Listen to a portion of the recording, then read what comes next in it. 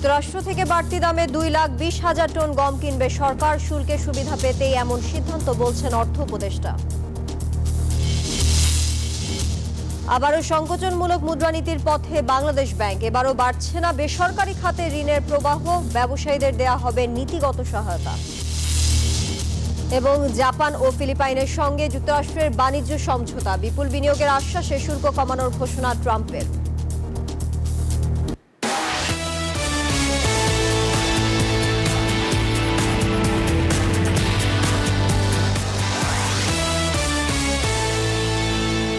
আমন্ত্রণ ব্যবসা বাণিজ্য আর অর্থনীতির সবশেষ খবর নিয়ে নিউজ 24 নিয়মিত আয়োজন পূবালী ব্যাংক পিএলসি বিজনেস টাইমে আপনাদের সাথে আছি আমি তানিয়া হারুন। এবারে বিস্তারিত। যুক্তরাষ্ট্র থেকে 2.20 লাখ মেট্রিক টন গম আমদানির প্রস্তাব অনুমোদন দিয়েছে সরকারি ক্রয় সংক্রান্ত উপদেষ্টা কমিটি।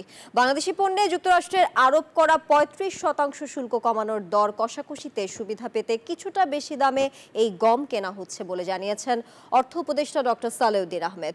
বুধবার সচিবালয়ে সাংবাদিকদের তিনি জানান, আলোচনা করতে আগামী 1 আগস্টের আগেই বাণিজ্য উপদেষ্টা প্রতিনিধি দল নিয়ে যুক্তরাষ্ট্রে যাবেন।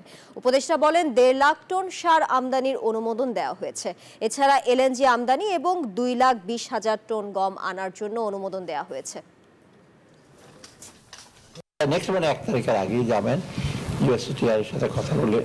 আর আমি আমার সেটা ইউএস চেম্বার অফ কমার্সের যে ভাইস প্রেসিডেন্ট আছেন, প্রাইভেট সেক্টর, তার সাথে কথা বলছে অ্যাম্বাসেডর। আমরা আশা করছি যে শুল্কটা কিছুটা ইস্যু করবে আর কি, কারণ আমরা তো চেষ্টা করছি, ডেফিসিট তো কম, 6.5 বা 7 বিলিয়ন ডলার মতো।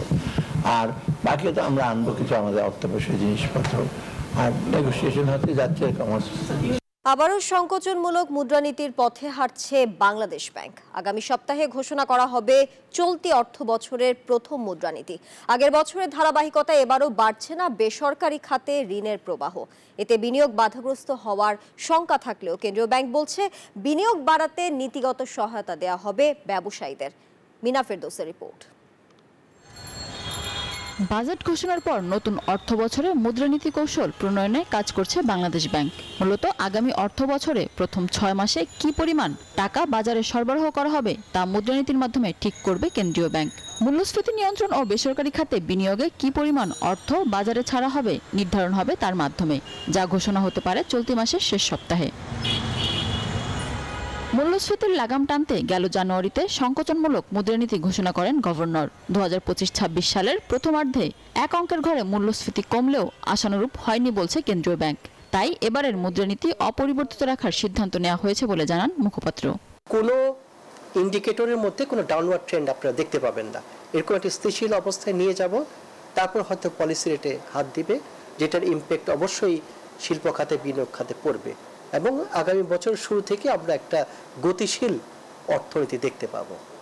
তো এবারের যে মনিটারি পলিসি, সেটাও পূর্বের মনিটারি পলিসির ন্যায় একই ধারাবাহিকতা হওয়ার সম্ভাবনাই বেশি, যদিও আমাদের এক্সচেঞ্জ রেটের ডাউনওয়ার্ড ট্রেন্ড আমরা দেখতে পাচ্ছি, শুধু স্টেবল না, ডাউনওয়ার্ড ট্রেন্ড দেখতে পাচ্ছি, এবং বাংলাদেশ ব্যাংক হস্তক্ষেপ করছে এটাতে স্টেবল করার জন্য। শুধুমাত্র মূল্যস্ফীতি নিয়ন্ত্রণে সংকোচনমূলক মুদ্রানীতি কাজে আসবে না, সেই সাথে রাজস্ব আহরণ ও বাজার তদারকির বাড়ানোর কথাও জানান বিশ্লেষকরা। আমাদের যে মূল্যস্ফীতির ধরনটা, সেটি হচ্ছে কস্ট পুশ ইনফ্লেশন আমরা যেটা বলি। এটা যদি ডিমান্ড পুল ইনফ্লেশন হয়, তাহলে ডিমান্ড পুল ইনফ্লেশন হলে এটা তাহলে আপনার মুদ্রানীতি প্রয়োগ করে এটাকে মূল্যস্ফীতিটাকে কমানো যায়। সংকোচনমূলক মুদ্রানীতির সাথে আপনার সাপ্লাই চেইন ম্যানেজমেন্টও করতে হবে, বা অ্যাডমিনিস্ট্রেটিভ কিছু মেজার দিতে হবে। চলতি বছরের মধ্যে সার্বিক মূল্যস্ফীতি 8% নিচে চলে আসবে বলে আশা বাংলাদেশ ব্যাংকের। মিনা ফেরদৌস, নিউজ 24, ঢাকা। জাপান ও ফিলিপাইনের সাথে বড় ধরনের বাণিজ্য চুক্তির ঘোষণা দিয়েছেন মার্কিন প্রেসিডেন্ট ডোনাল্ড ট্রাম্প। তার দাবি, জাপানি পণ্যের শুল্ক কমিয়ে আনার বিপরীতে যুক্তরাষ্ট্রে $550 বিলিয়ন বিনিয়োগ করবে দেশটি। ফিলিপাইনের সাথেও হয়েছে শুল্ক বিষয়ক চুক্তি। ইন্দোনেশিয়ার সঙ্গে হওয়া চুক্তির বিষয়েও ট্রাম্প দিয়েছেন নতুন তথ্য। 1 আগস্টের সময়সীমার আগে ট্রাম্পের এই ঘোষণায় বিশ্ব বাণিজ্যে নতুন মেরুকরণ স্পষ্ট।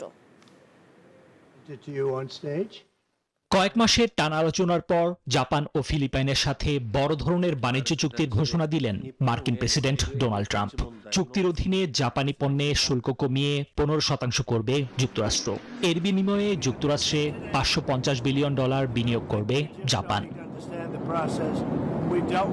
এই চুক্তির ফলে যুক্তরাষ্ট্রে লক্ষ লক্ষ কর্মসংস্থান তৈরি হবে দাবি মার্কিন প্রেসিডেন্টের। আলাস্কায় প্রাকৃতিক গ্যাস উত্তোলনেও একমত হয়েছে দুই দেশ। ইতিহাসের সবচেয়ে বড় বাণিজ্য চুক্তি সই করলাম। এটা একটা দারুণ চুক্তি, অতীতের চুক্তিগুলোর চেয়ে একদম আলাদা, এটুকু আমি বলতেই পারি। দেশ হিসেবে আমরা কিন্তু দারুণ কাজ করছি। আলাদা ঘোষণায় ট্রাম্প জানান, ফিলিপাইন থেকে আমদানিতেও কর কমিয়ে 19% করবে যুক্তরাষ্ট্র, আর মার্কিন পণ্যের উপর থেকে শুল্ক তুলে নেবে ম্যানিলা। নতুন চুক্তির প্রশংসা করলেন জাপানের প্রধানমন্ত্রী শিগেরু ইশিবাও। আমরাই বিশ্বের প্রথম দেশ যারা কোনো পরিমাণগত সীমাবদ্ধতা ছাড়াই মোটরযান ও গাড়ির যন্ত্রাংশের উপর শুল্ক হ্রাসে এই সাফল্য অর্জন করেছি। এদিকে এখনো এই চুক্তিগুলো নিয়ে আনুষ্ঠানিকভাবে কোনো তথ্য প্রকাশ করেনি হোয়াইট হাউস। নিবির আমিন, নিউজ 24। সূচকের বড় উত্থানে লেনদেন শেষ হয়েছে দেশের প্রধান পুঁজিবাজার ঢাকা এক্সচেঞ্জে। একই সঙ্গে এদিন ডিএসসিতে 1000 কোটি টাকার কাছাকাছি লেনদেন হয়েছে, যা প্রায় 10 মাসের মধ্যে সর্বোচ্চ। বুধবার সপ্তাহের চতুর্থ কার্যদিবস শেষে ডিএসসিতে সবকটি সূচক বেড়েছে। প্রধান মূল্য সূচক ডিএসসিএক্স 93 পয়েন্ট বেড়ে অবস্থান নেয় 5363 পয়েন্টে। পাশাপাশি গত দিনের তুলনায় এদিন লেনদেনও 264 কোটি টাকা বেড়েছে। এছাড়া হাতবদল হওয়া শেয়ার ও মিউচুয়াল ফান্ড ইউনিটের মধ্যে দাম বেড়েছে 218টির, কমেছে 102টির এবং অপরিবর্তিত রয়েছে 79টি কোম্পানির শেয়ারের দাম। পুরো বছর জুড়ে রাজনৈতিক অস্থিরতা ও গণ অভ্যুত্থানের পরও সদ্য বিদায়ী অর্থ বছরে প্রায় 75 কোটি টাকা রাজস্ব আদায়ের মাইল ফলক অর্জন করেছে চট্টগ্রাম কাস্টমস। আগের অর্থ বছরের চেয়ে 2024-25 অর্থ বছরে রাজস্ব আদায় বেড়েছে 6676.3 কোটি টাকা। কাস্টমস কর্তৃপক্ষ বলছে রাজস্ব ফাঁকির প্রবণতা কমায় বেড়েছে আদায়। আবু জাবেদের ছবিতে চট্টগ্রাম থেকে আরো জানাচ্ছেন নয়ন বড়ুয়া জয়। চট্টগ্রাম বন্দর দিয়ে আমদানি রপ্তানি হওয়া পণ্যের শুল্কায়ন করে চট্টগ্রাম কাস্টমস হাউস। দেশের প্রধান সমুদ্র বন্দরকে কেন্দ্র করে গড়ে ওঠা এই শুল্ক স্টেশন এককভাবে দেশের সবচেয়ে বড় শুল্ক পয়েন্ট। প্রতি কর্মদিবসে গড়ে 200 কোটি টাকা রাজস্ব আদায় হয় এই প্রতিষ্ঠান থেকে। তবে সেই শুল্ক পয়েন্টটি এবারে ভেঙেছে অতীতের সব রেকর্ড। সদ্য বিদায়ী 2024-25 অর্থ বছরে রাজস্ব আদায় করেছে 75,432 কোটি টাকা। আগের অর্থ বছরে এই অঙ্ক ছিল 68,755.7 কোটি টাকা। রাজস্ব আদায় বেড়েছে 6,676.3 কোটি টাকা। 70,000 কোটি টাকার থেকেও আমরা প্রায় 13%-এর মতো আমাদের প্রবৃদ্ধি, 12.8% আমাদের প্রবৃদ্ধি আছে। কাস্টমসের এই শীর্ষ কর্মকর্তা বলেন, মিথ্যা ঘোষণায় পণ্য রোধ করা সহ রাজস্ব ফাঁকির প্রবণতা কমায় বেড়েছে কাস্টমসের রাজস্ব আদায়। শুল্কায়ন মূল্যায়ন বিধিমালা অনুযায়ী পণ্যের যে শুল্কায়নযোগ্য মূল্য আছে সে অনুযায়ী অ্যাসেসমেন্ট করা, এক্সামিনটা যেন প্রপার হয়। আমদানিকারকরা বলছেন কাস্টমসের সার্ভার জটিলতা রোধ সহ ভ্যাট ট্যাক্স কমানো গেলে পণ্য আমদানি বাড়বে আরো কয়েক গুণ। একই সাথে বন্দর থেকে পণ্য খালাসের গতি আরো বাড়ানো দরকার বললেন বন্দর ব্যবহারকারীরা। ট্যাক্স নেট বাড়ানোর জন্য উপজেলা লেভেলে যে ট্যাক্স অফিসগুলো স্থাপন করার পরিকল্পনা নিয়েছে, এতে করে আমার মনে হয় গ্রামীণ অর্থনীতি তো এখন খুব ভালো অবস্থায় আছে। আমাদের আমদানি রপ্তানির যে আমাদের রেশিও, সেই রেশিও অনুযায়ী যদি আমরা সেটাকে ধরে রাখতে চাই বা আরো বৃদ্ধি করতে চাই, সেক্ষেত্রে আমাদেরকে নতুন বন্দরের দিকে আমাদেরকে আরো মনোযোগ দিতে হবে। তবে বন্দরের সক্ষমতা বাড়ায় কাস্টমসের শুল্কায়নের গতি ফিরেছে বলছে বন্দর কর্তৃপক্ষ। নয়ন বড়ুয়া জয়, নিউজ 24, চট্টগ্রাম। সারা দেশের ব্যবসায়ী, নারী সংগঠন, চেম্বার এবং সংশ্লিষ্টদের অংশগ্রহণে অনুষ্ঠিত হলো নারী উদ্যোক্তা উন্নয়ন সামিট 2025। বুধবার ইস্টার্ন ব্যাংক প্রধান কার্যালয়ে অনুষ্ঠিত সামিটের মূল লক্ষ্য ছিল প্রকৃত ও যোগ্য নারী উদ্যোক্তাদের চিহ্নিত করে তাদের অর্থায়ন সহ অন্যান্য সহযোগিতা প্রদানের জন্য একটি কৌশলগত রোডম্যাপ প্রণয়ন। সামিটে ইবিএল, উইমেন ব্যাংকিং এবং অন্যান্য অংশীজনদের মধ্যে সহযোগিতামূলক পার্টনারশিপের উপর গুরুত্বারোপ করা হয়, যাতে নারীদের দ্বারা পরিচালিত ব্যবসা প্রতিষ্ঠানগুলোর প্রাতিষ্ঠানিক প্রস্তুতি ও অর্থায়ন লাভের সুযোগ নিশ্চিত করা যায়।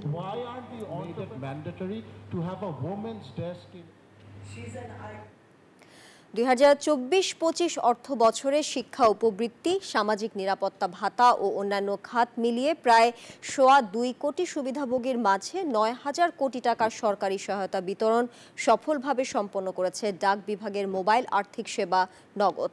গত অর্থ বছরে শিক্ষার বিভিন্ন খাতে প্রায় 1.5 কোটি সুবিধাভোগীকে সরকারের 3,000 কোটি টাকার উপবৃত্তি বিতরণ করা হয়েছে। শ্রেণীভেদে প্রাথমিক থেকে স্নাতক পর্যন্ত একজন শিক্ষার্থী মাসে 75 থেকে 200 টাকা সরকারি সহায়তা পেয়েছেন। এছাড়া সরকারের সমাজ সেবা অধিদপ্তরের সামাজিক নিরাপত্তা খাতে নগদ বিতরণ করেছে 6,000 কোটি টাকার ভাতা। বছর জুড়ে 75 লাখের বেশি ভাতাভোগীর মাঝে মোট 4 কিস্তিতে এই ভাতা বিতরণ করা হয়েছে। দেশের বাজারে বাড়ানো হয়েছে স্বর্ণের দাম। সিদ্ধান্ত অনুযায়ী আজ থেকে স্বর্ণ বিক্রি হবে নতুন দামে, তবে আগের দামেই বিক্রি হবে রূপা। সবশেষ মঙ্গলবার রাতে দেয়া এক বিজ্ঞপ্তিতে স্বর্ণের দাম বাড়িয়েছে বাংলাদেশ জুয়েলার্স অ্যাসোসিয়েশন বাজুস। এবার ভরিতে 1050 টাকা বাড়িয়েছে সংগঠনটি। নতুন দাম অনুযায়ী দেশের বাজারে প্রতি ভরি 22 ক্যারেটের স্বর্ণের দাম পড়বে 1,71,601 টাকা।